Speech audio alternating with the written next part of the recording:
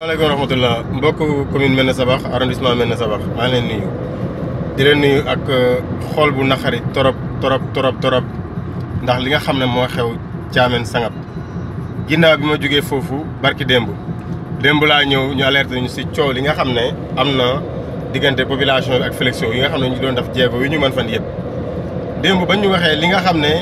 moom la nguur gi daal moom la sous-préfet Nar maanaam ànd ak Flexio ci li nga xam ne moom la ñu bëgg jël gendarmerie bëcc ko seen kaw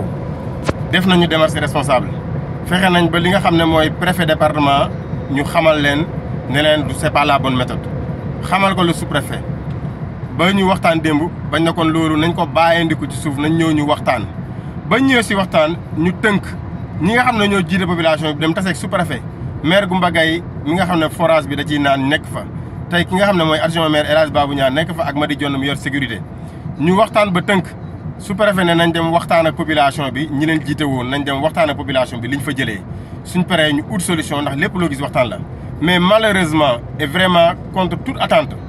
ñu xëy tey gendarmerie daanu ci kaw population bi ak Flexio def leen lu nga xam ne amul ku mu naqariwul loolu ñu ngi koy naqarlu di ko ñaawlu bu baax a baax ndax jàpp nañ ne su fekkente ne wax nañu ak sous-préfet muy kilifa gi. tey waroon nañ xaar ñi nga xam ne ñoom la population bi yónni au moins wax leen lu ñu andi mais jël doole tey di ko jaay population bi nekkut lu nga xam ne kii doole nag mën na fee am mais dëgg moo fiy mujj. loolu tax na lépp lu nga xam ne ñu ngi ko doon def bàyyi nañu ko sunu oto dafa pan sax mais dañ ko bàyyi ñëw ngir jàppale population yi ñëw nekk ci côté population bi. may oo képp ku nga xam ne rek yaa ngi nekk ci commune Médina Sabakh nga nekk ci côté population bi tey ku ñu peree ci Sangap ci keneen la ñuy ñëw. kon nag tey ñi nga xam ne ñoom lañ daanu seen kaw yéen ñëpp ñu ngi leen di wax ngeen préparé wu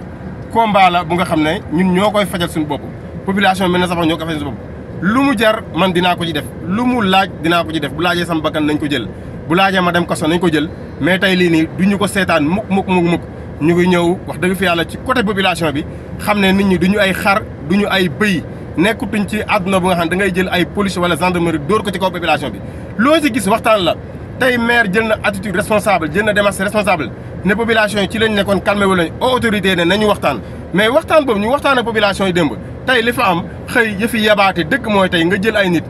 téye leen sa bureau ba 20h waxtaan ak ñoom nga xëy tey mayoo sax nit ñooñu tey la possibilité ñu rendre compte population bi nga ñëw dagg leen mal et puis ce qui est plus grave te dinañ ko topp même bu laajee day démarche juridique à l'intérieur nit ñi waroon leen marloo bu dee ne benn minute kese ñi nga xam ne ñu ngi fay ndox am contrat tey nga ñëw dagg forage donc tey ku fa feebar ku fa dee ce sont les responsables de Flexio ak ñëpp ñu nga xam ne rek tey ànd nañoo ak ñoom loolu tey c'est un combat de la population mais le combat juridique bi nga xam ne moo war dinañ ko mener des plaintes seront visées sur ces populations sur ces gens ya ñi nga xam ne ñoo def lii ak ñu leen si jàppale dinañ leen porter plainte ba nga xam ne lii ça ne va pas passer lii bu passé déjà joxaat nañu ñu mar ñu naan ba pare bu weesoo dinañ jël